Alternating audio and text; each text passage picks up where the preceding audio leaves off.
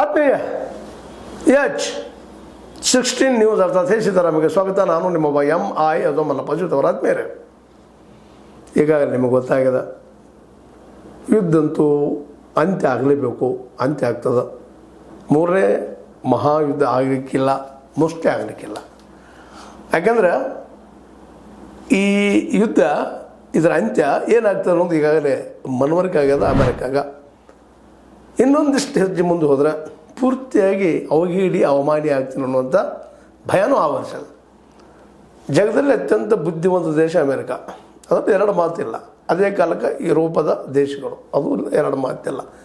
ನಂತರದಲ್ಲಿ ಏಷ್ಯಾ ಖಂಡದಲ್ಲಿ ಅತ್ಯಂತ ಬುದ್ಧಿವಂತರು ಜಪನೀಸ್.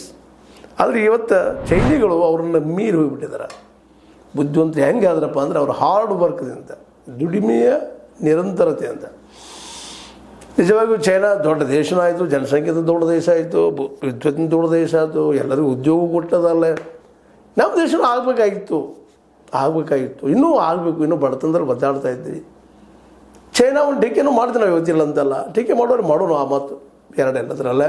ಆದ್ರೆ ಚೈನಾಗಳು ಇವತ್ತು ಅಮೇರಿಕೆಯನ್ನು ಹಿಂದೆ ದಬ್ಬುವಲ್ಲಿ ಯಶಸ್ವಿ ಆದರು.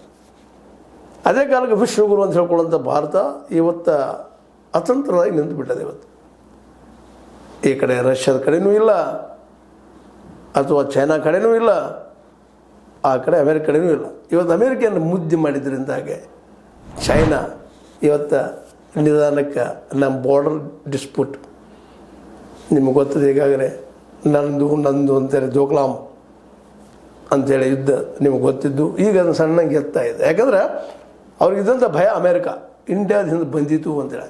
ಇವತ್ತು ಅವ್ರಿಗೆ ಗೊತ್ತಾಗಿಬಿಟ್ಟದು ಇಂಡಿಯಾ ಮತ್ತು ಅಮೇರಿಕ ಮಧ್ಯೆ ಹೊಂದಾಣಿಕೆ ಇಲ್ಲ, ಒಂದೇ ಬಂದು ನಮಗೇನು ಮಾಡ್ಲಿಕ್ಕೆ ಸಾಧ್ಯ ಇಲ್ಲ.